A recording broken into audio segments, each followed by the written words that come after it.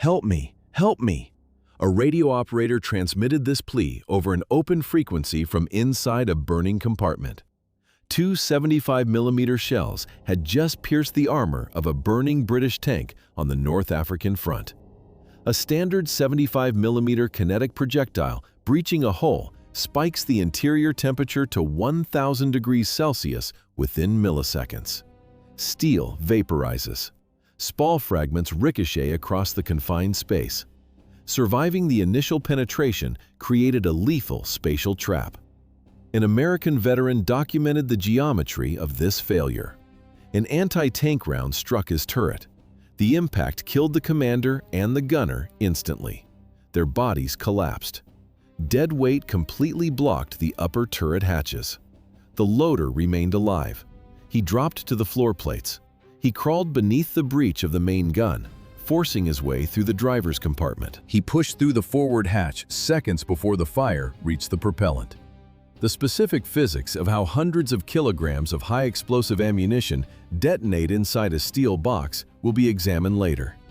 Inside the British tank, the radio operator had no forward exit. Primary hatches were obstructed by casualties. The whole steel warped under extreme heat. The open radio channel broadcasted his voice to every vehicle in the formation. The adjacent friendly crew listened to the transmission. They assessed the structural reality. Extraction was physically impossible. The adjacent commander issued a direct fire order. The gunner traversed the turret and aligned the optics on their burning squadron mate. The friendly crew fired 2 shells into the vehicle. How much explosive material occupied 15 cubic meters of internal space? 97 shells. Rapid combustion represented a direct physical consequence of this extremely high-density structural layout. The standard M4 Sherman hull tightly enclosed hundreds of kilograms of stored ammunition alongside more than 600 liters of highly combustible liquid fuel.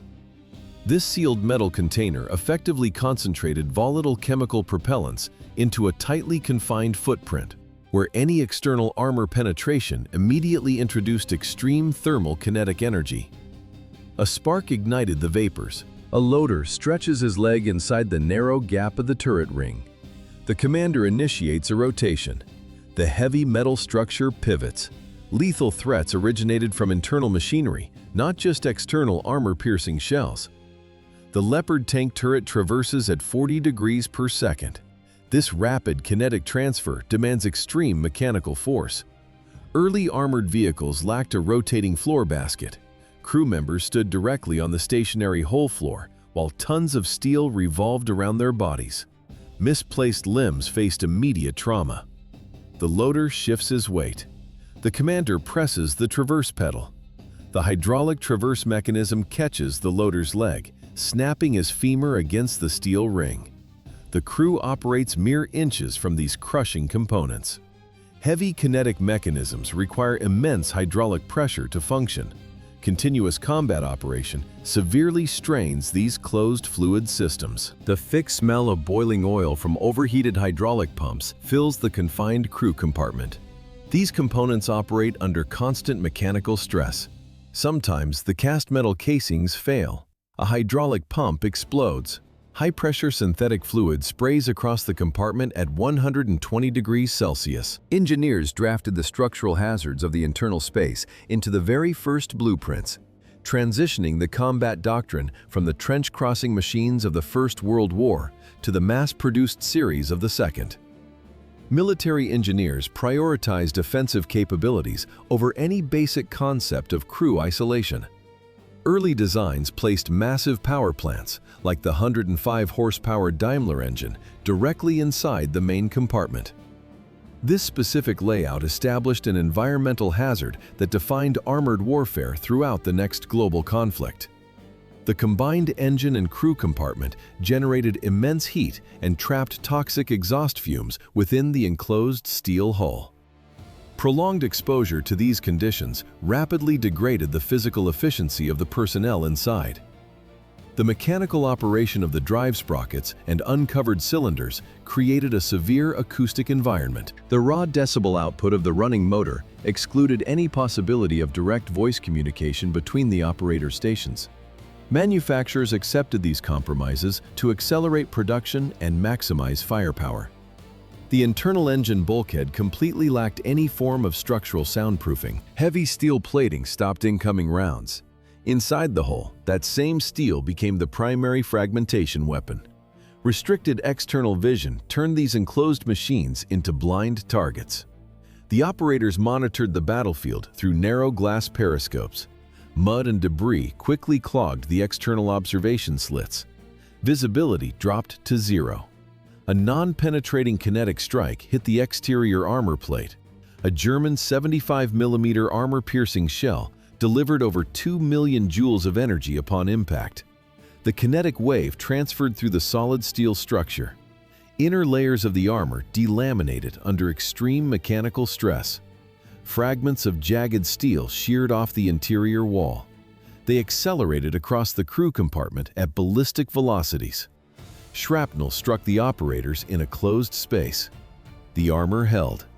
The internal spalling generated lethal debris inside. Chemical hazards compounded the physical threats of armored warfare. Designers installed Continental radial aviation engines in medium tanks. These power plants ran on high-octane aviation gasoline. The volatile fuel ignited significantly faster than standard diesel under thermal shock. Fire engulfed the hull in seconds. American tank operators crewed the M3 Lee in these exact conditions.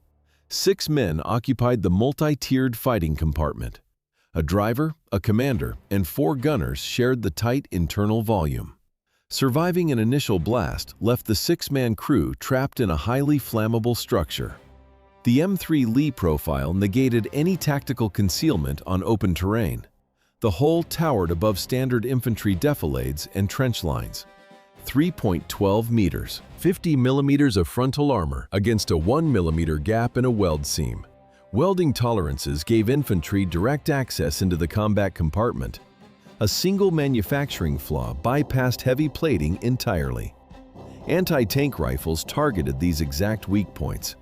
14.5 millimeter projectiles penetrated 40 millimeters of steel at a distance of 100 meters. The Soviet PTRD-41 became a standard countermeasure. Inside the hull, a breached plate meant high-velocity ricochets. Spalling shredded the crew. Hydraulics failed. Fuel ignited. Engineers responded with thicker plates. Armor density increased. Infantry simply countered with proximity weapons. Magnetic mines attached directly to the hull. Shaped charges focused kinetic force inward. But the factory gaps remained. Assembly lines prioritized mass production speed over airtight seals. Turret rings and hole joints showed tiny crevices. Molotov cocktails exploited these precise structural defects. Soldiers approached blind spots. The sticky flammable mixture found the microscopic seams. It seeped through the heavy armor joints. Oxygen burned. The burning liquid flowed down the interior metal surfaces. Glass broke against steel. The gunner shut his eyes a second before the recoil. The breech block of the Sherman Firefly snapped open. Sparks and propellant gas expelled directly into the compartment. Eyelashes singed off instantly. After every shot, exhaust gases remained inside the vehicle, filling the enclosed internal volume with concentrated carbon monoxide. Ventilation systems failed to clear the toxic atmosphere. Visibility dropped to near zero. Thermal dynamics dictated survival. High thermal conductivity of steel amplified external environments. In the African theater, ambient heat transferred directly through the heavy armor plating, raising internal temperatures above 50 degrees Celsius. Conversely, winter operations in Russia reversed the thermal threat. The steel hull retained sub-zero temperatures. Unprotected skin instantly froze and adhered to the cold metal upon contact. Crews operated inside this conductive box for hours. The only heat source during deep freezes was a kerosene lamp. It consumed the already depleted oxygen supply. The steel structure offered no insulation. Interior hull temperatures mirrored the outside weather conditions. 72 hours without opening the lower access panels. Within this toxic environment, armored crews maintained combat capability during continuous offensive operations. The enclosed volume dictated strict logistical protocols for basic biological necessities. Operators converted empty ammunition boxes into makeshift latrines, securing these containers directly alongside stored provisions. The heavy steel chassis provided maximum kinetic protection against incoming fire. Yet, this exact defensive envelope forced the unit commander to physically expose his head above the main turret hatch to acquire visual targets. He continuously evaluated the perimeter while coordinating with the internal crew and external support assets. The commander directed the forward column movement over the radio network. What follows armor penetration by a shape charge? The evacuation protocol begins. An armor breach immediately triggered the countdown sequence. Early in the conflict, deceased gunners frequently blocked the primary hatches. Tank crews recognized this spatial failure point.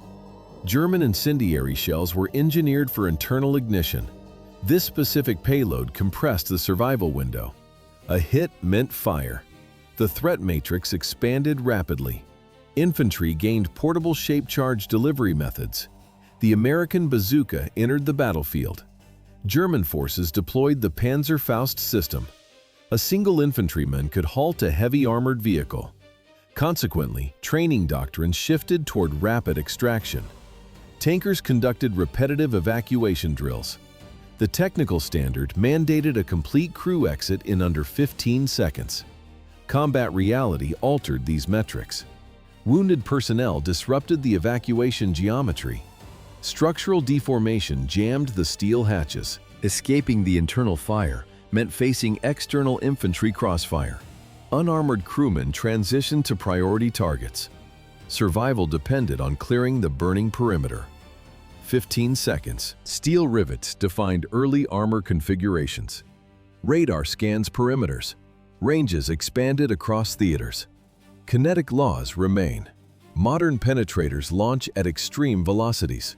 Tungsten cores travel over 1,500 meters per second. The hull remains a dense container. Systems react. Active protection deploys interceptors. Projectiles detonate before impact. Algorithms stabilize the main cannon. Firing on the move became standard. Threats adapted. Small drones strike from above. Roof plates fail under pressure. Tandem warheads bypass reactive tiles. Chemistry defeats composite armor.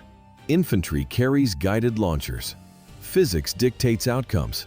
Thermal sensors locate distant targets. Lethality parameters multiplied across zones. Physical exposure persists.